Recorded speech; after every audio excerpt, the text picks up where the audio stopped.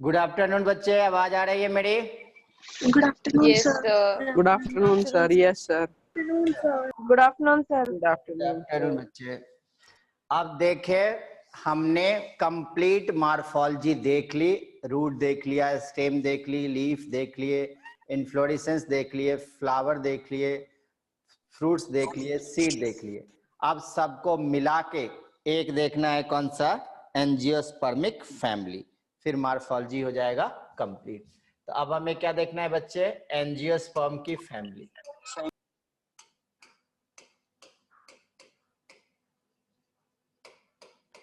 Angiospermic family से जब question आएंगे तो आपको 4 फैमिली हम याद रखेंगे, उसी से हमारा काम चल जाता है। हाँ बच्चे, हाइलम क्या है? हाइलम वह ऑर्गेनिक सेंटर है जिससे फ्रूट से एसोसिएट होगा कौन? सीड। जैसे सपोज कीजिए ऐसा, ये मान लीजिए आपका पी की पॉड थे, तो पी की पॉड में ये था ओवरी और ये थे ओव्यूल। यही ओव्यूल आगे चल के क्या बनाता? सीड। और ये था प्लेसेंटा। तो जिस पॉइंट से यहाँ सीड एसोसिएट होगा फ्रूट से, इसी पॉइंट को हम क्या कहेंगे? हाइलम।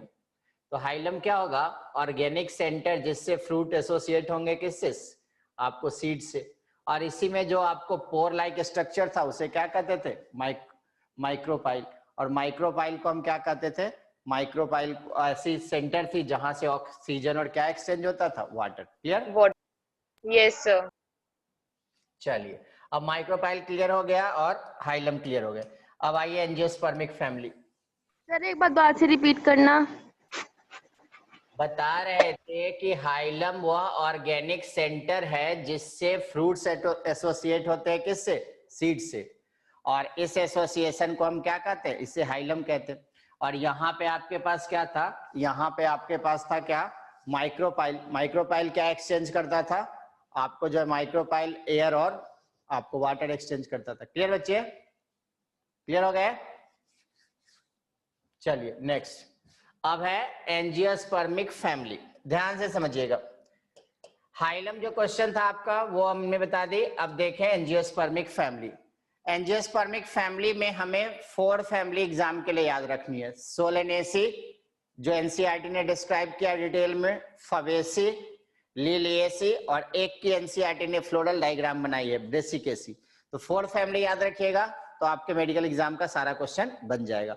अब फैमिली पढ़ने से पहले आपको कुछ रिप्रेजेंटेशन पढ़ने होते हैं, क्योंकि फैमिली तभी समझ में आता है जब फ्लोरल फार्मूला आपको क्लियर हो, फ्लोरल डायग्राम क्लियर हो। तो फ्लोरल फार्मूला के लिए हम कुछ रिप्रेजेंटेशन याद रखते हैं और समझिएगा ये रिप्रेजेंटेशन कैसा होता है। समझिएगा, कुछ रिप्रेजेंटेशन यूज करेंगे हम, उसको देखिए क्या होते हैं।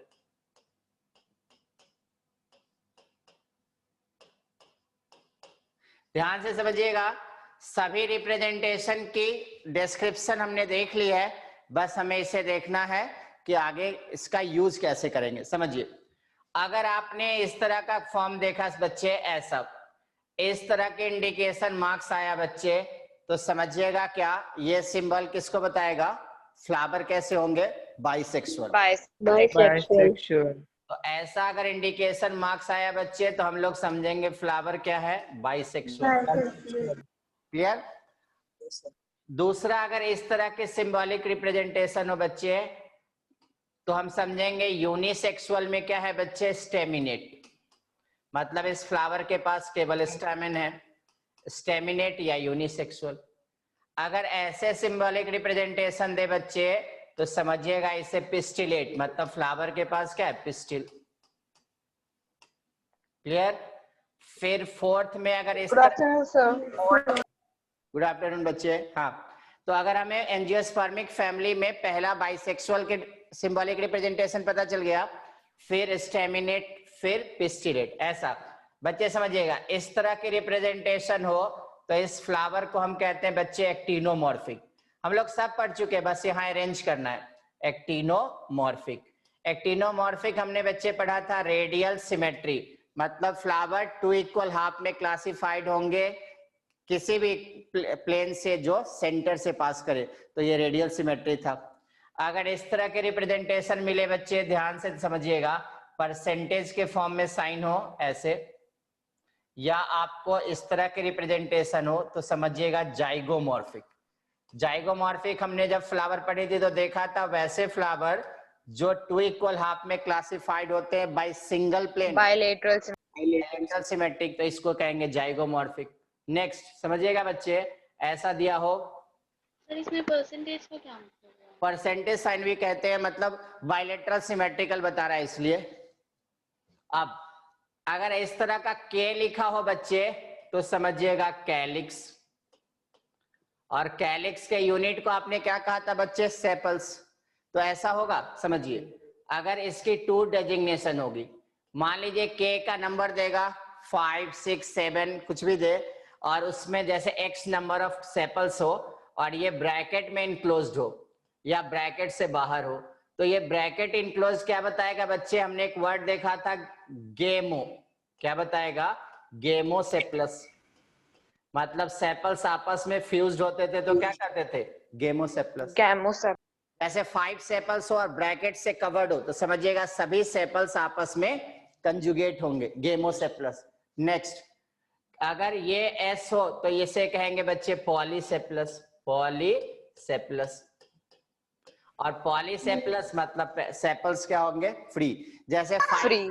5 के नंबर में सेपल दिया हो और ब्रैकेट से इनक्लोज नहीं हो तो 5 सेपल्स कैसे होंगे? फ्री। और फ्री को क्या कहते हैं बच्चे? पॉली। और फ्यूज को आपने एक्स वेरिएबल यूज किया। x मतलब नंबर ऑफ सेपल्स, n भी यूज कर सकते हैं, एनसीईआरटी n भी यूज किया। चलिए x नहीं, अगर आपको प्रॉब्लम है तो हम n कर देते, कोई प्रॉब्लम नहीं। अगर आपको x में प्रॉब्लम है तो हम n कर देते हैं। x लीजिए या n लीजिए, फीचर सेम। समझिए, देखिए, अगर मान लीजिए सेपल्स के नंबर n हो, n लिख दे तो और अच्छा रहेगा आपको, लिखिए n नंबर ऑफ सेपल्स हो ब्रैकेट में इनक्लोज तो क्या कहलाएगा? गेमो। अगर ब्रैकेट से फ्यूज तो ब्रैकेट से फ्री तो पॉली। Polycephalus. इसी तरह का ऐसा हो बच्चे, सी मिले तो सी रिप्रेजेंट्स करोला, और करोला का यूनिट क्या था? पेटल्स। तो यहाँ भी 2 डेजिग्नेशन, Petal. ब्रैकेट में इनक्लोज तो क्या कहलाएगा बच्चे? गेमोपेटलस। Plus. और अगर ब्रैकेट से बाहर हो n तो Polypetalus.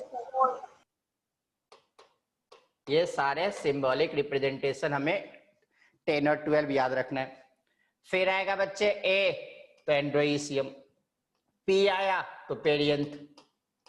पेरियंथ कहने का मतलब आपको calyx and Corolla differentiate, P के साथ भी ऐसे ही, पी एन आया तो पॉलीटेप्लस, गेमोटेप्लस, ब्रैकेट में इनक्लोज आएगा तो।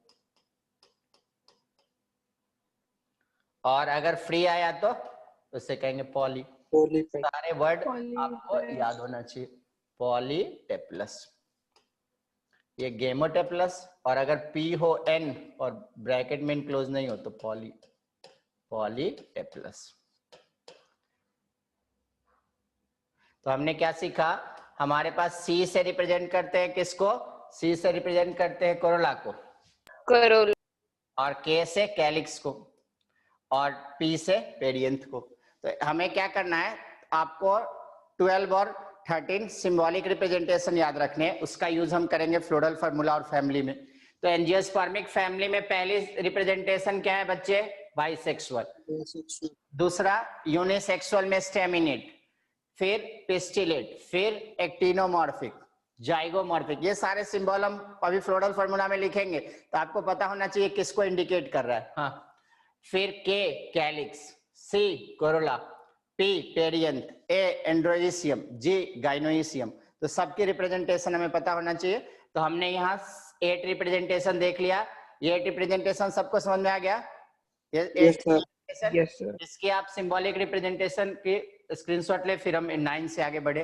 हाँ, क्या है, स्कूल कब खुलेंगे? अच्छा बच्चे, ये सब सिलेबस में आएगा, ये सब बताया जाएगा आपको। लिखिए स्कूल कब खुलेंगे, सिलेबस का पार्ट नहीं। हाँ लिखिए एंजियोस्पर्मिक फैमिली जब खुलेंगे आपको पता चल जाएगा। हाँ, एंजियोस्पर्मिक फैमिली 8 तक आप स्क्रीनशॉट ले, फिर हम आगे बढ़े। Done sir.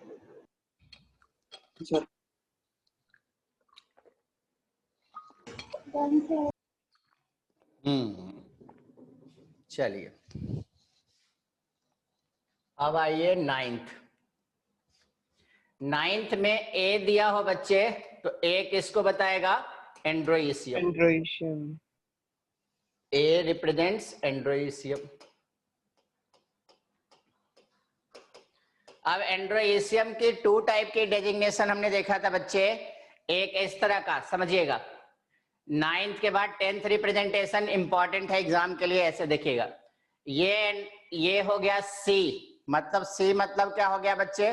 कोरोला। और ए मतलब हो गया एंड्रोइसियम। अगर एंड्रोइसियम पेटल से जुड़ा हो तो इसे हमने एक कंडीशन आपको बताई थी, क्या कहते हैं उसे? हमने बताया था एडहेशन में, व्हेन एंड्रोइसियम कंजुगेट विथ पेटल्स, क्या टर्म था उसके लिए? याद कीजिए, एडहेशन में हमने बताया एपीपेटलस। तो ऐसे रिप्रेजेंटेशन हो मतलब पेटल्स के साथ जुड़े तो ये क्या होगा? एपीपेटलस। ये याद रखिएगा, जब बनाएंगे तो समझ में आना चाहिए, एपीपेटलस। ऐसा बताइएगा, पेरियंथ के साथ एंड्रोइसियम कंजुगेट हो इसे क्या कहते हैं? एपीफाइलस या एपीपेटलस। तो इसको सब वर्ड हम लोग देख चुके, बस इसी को अरेंज करना है। एपीफाइलस वो भी आता है या टेपल्स होते हैं इसके यूनिट, तो एपीटेपलस भी आता है, एपीटेपलस। फिर 11th के बाद 12th, जी फॉर गाइनोइसियम। और गाइनोइसियम की 3 कंडीशन बच्चे आपने पढ़ी थी, flower on the basis of position of ovary. एक देखा था सुपीरियर ओवरी, ऐसा लिखाएगा। और सुपीरियर ओवरी को क्या कहते थे? हाइपोगाइनस। Hypogymus. ये सब वर्ड हम लोग देख चुके हैं, अब हमारे लिए काफी आसान हो जाएगा फैमिली पढ़ना। और फिर इस तरह का तो हाफ इंफीरियर हाफ सुपीरियर यहां पर दे दिया हो तो इसे कहेंगे half inferior Half superior. Half superior. इसे कहते perigynous, half inferior and half superior. और इसे क्या कहते? पेरीगाइनस। बस यही यूज करते हैं सारे टर्म। अगर आपको क्लियर है तो फिर फैमिली हम लोग स्टार्ट करेंगे। ये हो गया इंफीरियर ओवरी। Inferior ovary. अब इंफीरियर ओवरी का नाम क्या था? एपिगाइनस। सबको ये समझ में आ गया? ये 12 टर्म बच्चे क्लियर? तो आपसे पूछा जाता है पेरिगाइनस के लिए कुछ स्पेशल नहीं है? किसके लिए? सर पेरिगाइनस के लिए कुछ स्पेशल नहीं है? हाँ, पेरीगाइनस के लिए हम लोग ये सिंबल रिप्रेजेंट किए ना, पेरीगाइनस के लिए इस तरह का है, ये है, ऐसा है, सर देखिए। एक बार सिंबल बता। हाँ हम बता दे, फिर से बता रहे बच्चे, देखिए ये ऐसा है, ये है पेरीगाइनस। ऐसे जी लिखना है और यहाँ पे ये आपको बार्स की जाए, यहाँ पे लोअर है और ये अपर है, तो ये एपिगाइनस, ये पेरीगाइनस, ये आपको हाइपोगाइनस। क्लियर बच्चे? Yes sir. बच्चे न्यूटर, न्यूटर बताना, कोई न्यूटर आप 0 ऐसे लिखेंगे तो न्यूटर हो जाएगा। क्लियर कैसा? न्यूटर की रिप्रेजेंटेशन तो हमने पहले बता चुके। क्लियर? न्यूटर का यहाँ यूज आपके किसी फैमिली में नहीं होगा। अगर न्यूटर के सिंबल हम बता चुके बच्चे, ऐसे करेंगे, ये लिखेंगे तो ये न्यूटर हो जाएगा 0। क्लियर? तो ये 12 रिप्रेजेंटेशन सबको समझ में आ गया। अब हमें 4 फैमिली पढ़नी है, तो हम सारे फैमिली में क्या क्या पढ़ना है बस वही याद रखिएगा। फैमिली से डायरेक्ट क्वेश्चन आते हैं, बट फैमिली में क्या क्या पढ़ना है वही इंपॉर्टेंट है, वही हम देखेंगे। तो आप पहले इसके जो है 12 की रिप्रेजेंटेशन में आपने पहले देख ली थी 8 तक, अब ये 12 तक स्क्रीनशॉट ले, फिर आगे बढ़े हम। फैमिली में देखना एक एक करके। हाँ ले स्क्रीनशॉट ले ले।